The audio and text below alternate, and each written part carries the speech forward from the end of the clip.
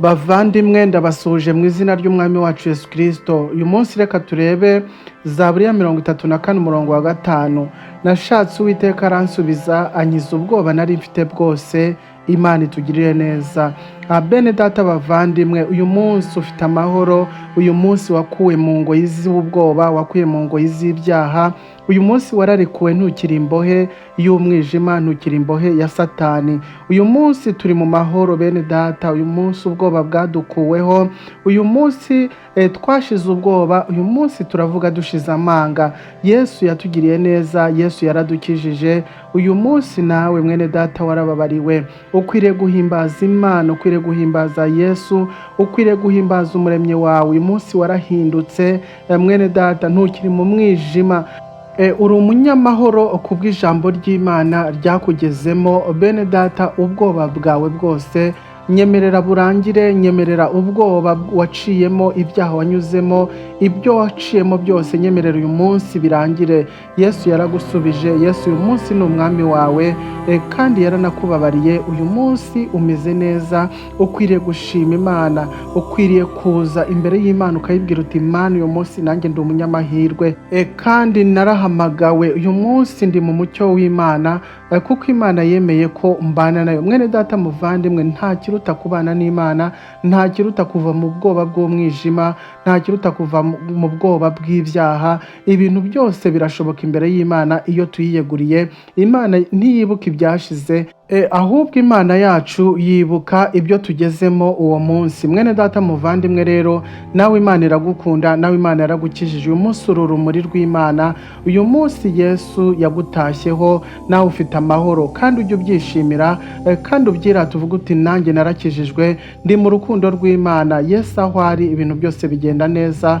Watuza akanwa kawe n'umutima mushya wawe Imana yaguhaye, umutima utari uw'ubwoba, umutima utuje Imana yagushyizemo uyu munsi wa none, maze uyishime, uyihimbaze, uyibwire amagambo y'urukundo, ubwire Imana amagambo meza. Ndabizi ko Imana izakugirira neza kandi izabana nawe. Imana rero yaragufashije, uyu munsi uri umwana w'Imana kandi mwene data ntugire ubwoba. Imana irahari, Imana yagukuye mu ngoyi nyinshi, Imana yakurinze byinshi. Uyu munsi nawe yishime, uyu munsi uri mushya kuko wabohowe, nta bwoba. Isura yawe uyu munsi yuje umunezero kubera ko uri mu maboko y'Imana. Nawe rero yishime. Uyu munsi nashatse ko dushima Imana, uyu munsi nashatse ko tuvuga imbaraga no gukomera by'Imana, nashatse ko twibuka aho Imana yagiye idukura. Uyu munsi amasura yacu agenda yishimye, amasura yacu ahimbaza Imana kuko hari aho twavuye, uyu munsi hakaba hari n'aho tugeze, tukaba turi mu bushake bw'Imana. Uyu munsi rero Imana nawe iragukunda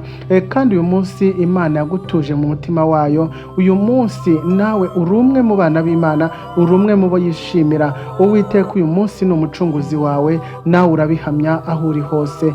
Mwene data muvandimwe, ni ubuntu wagiriwe kandi nawe wabonye urukundo rw'Imana, ubu ufite amahoro. Ubu ngubu nawe uri muri ba bandi bahagarara bagahimbaza Imana, bakavuga gukomera kwayo.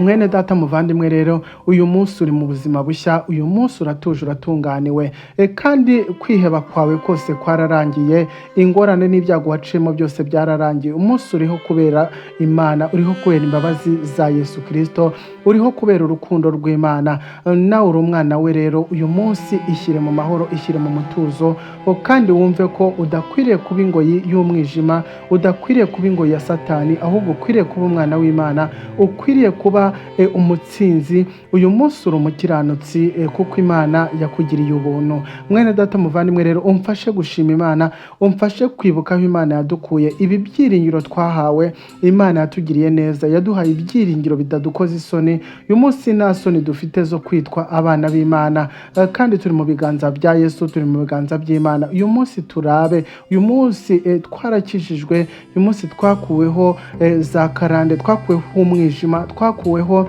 ibidutwaza igitugu. Uyu munsi turi mu maboko y'Imana. Uyu munsi Yesu yaraduhamagaye mu izina rye kandi natwe turitaba. Uyu munsi dufite amahoro atemba nk'uruzi kuko dufite umukiza wacu. Ntabwo dutinya rero, nta nubwo twihebye, ahubwo turi mu rukundo rw'Imana. Yesu ni inshuti yacu, Yesu turamushimira. Yesu yaduhaye amahoro, Yesu yadukuye kure, Yesu yakoze imirimo ikomeye muri twebwe. Uyu munsi turi muri we, nawe ari muri twebwe. twebwe Imana iradukunda kandi ntituzongera gutinya ukundi kuko turi mu mahoro y'umwami wacu Yesu Kristo. Mwene data muvandimwe, uyu munsi nawe shima Imana, nawe yihimbaze, nawe yibwira uti mwami warakoze kunkuraho ingoyi z'ibyaha, kunkuraho ubwoba, kunkuraho ibyanandukanyaga nawe. Uyu munsi sinkibuka ibyatambuze, sinkibuka ibyo nahuye nabyo, ibyo nanyuzemo byose. Uyu munsi sinkibyibuka, ahubwo narakijijwe. Yesu yaraduhamagaye, uyu munsi turamwumva atembera muri twebwe.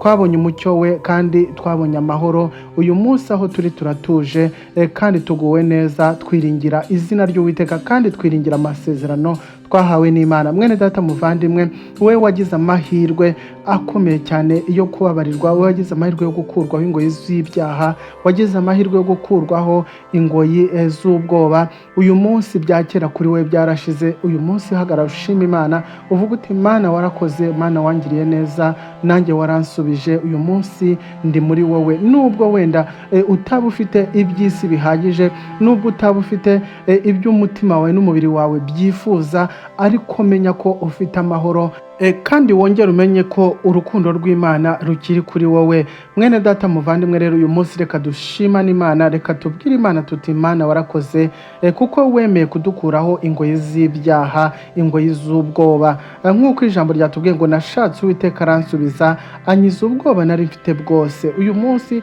mwene data, kugira ubwoba ni ikintu kibi. Kugira ubwoba, umuntu ufite ubwoba nta kintu yakora, umuntu ufite ubwoba nta cyizere na gito aba afite. Umuntu ufite ubwoba aba yumva isaha n'isaha ubuzima bwe bwarangira. Ariko twebwe twakuweho ubwoba, twebwe uyu munsi turidegembya mu mahoro ya Yesu Kristo. Uyu munsi twarakijijwe, uyu munsi twiringiye urukundo rw'Uwiteka. Uyu munsi rero nta kiduhangayitse. Uyu munsi turi mu izina rya Yesu rikiza. Uyu munsi Yesu arahari muri twebwe kandi uyu munsi Yesu aradushoboje gukora umurimo we. Yesu rero arahari, ntugire ubwoba, uri mu gicucu cye. Uyu munsi wakuweho ingoyi z'ubwoba, uri muri we nawe ari muri wowe. Imana yo mu ijuru ikomeze tugirire neza. Wahuye n'umunyemuwe, wahuye na Yesu, wahuye n'Imana, wahuye na Data wa twese ushobora byose. Uyu munsi umwuka wera ari muri wowe.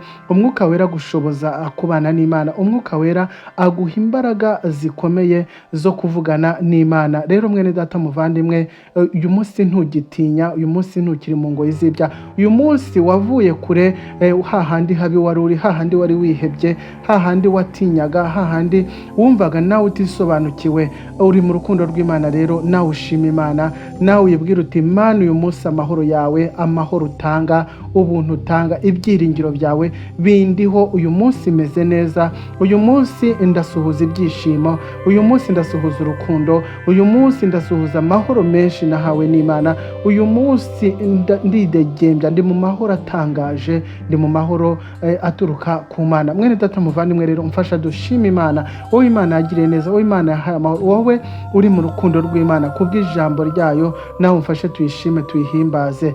Kandi mwene data nkubwira ngo nawe ukiri kure, nawe ukiri mu mwijima, nawe ukiri mu bwoba, nawe ugitinya, nawe ugifite imbaraga z'umwijima zikikugendaho, uyu munsi wagaruka, waza tugafatanya gushima Imana.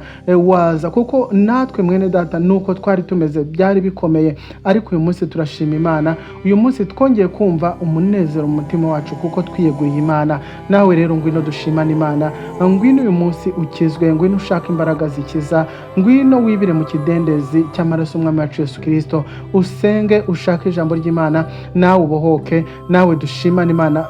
Ubwoba bushire kuri wowe, ibyahise bikuveho. Uyu munsi utangire ubuzima bushya. Imana ikomeze tugirire neza, Imana ikomeze duhane umugisha. Bene data bavandimwe rero, uyu munsi nagira ngo mbabwire ngo twakuweho ingoyi z'ubwoba, twakuweho ingoyi z'umwijima. Uyu munsi turi mu mahoro atangaje. Uyu munsi turashima Imana. Uyu munsi natwe twumva imitima yacu ikwiriye kugira ikivuga imbere y'Imana. Kandi mbabwira ngo namwe bene data, Imana ntago yabaciriyeho iteka. Mwebwe mukiri kure, mwebwe imitima yanyu ikibabaye, igihangayitse, mugifite byinshi byo gutekerezaho, reka mbabwire ngo ubwo bwoba nibushire, uwo mwijima nugende nubaveho, ingoyi za Satani zose ni muzice, muze dusenge, muze dushaka Imana. Imana yacu igira neza, Imana iradukunda. Reka mbabwire ngo amahoro n'imigisha ndabibifurije. Yesu akomeze atahe muri twebwe, kandi mukomeze mukunde ijambo ry'Imana, mukomeze muze hano kuri Miracle TV show tubane, kandi Imana izatugira neza mu buryo bwose. Shalom, shalom, shalom.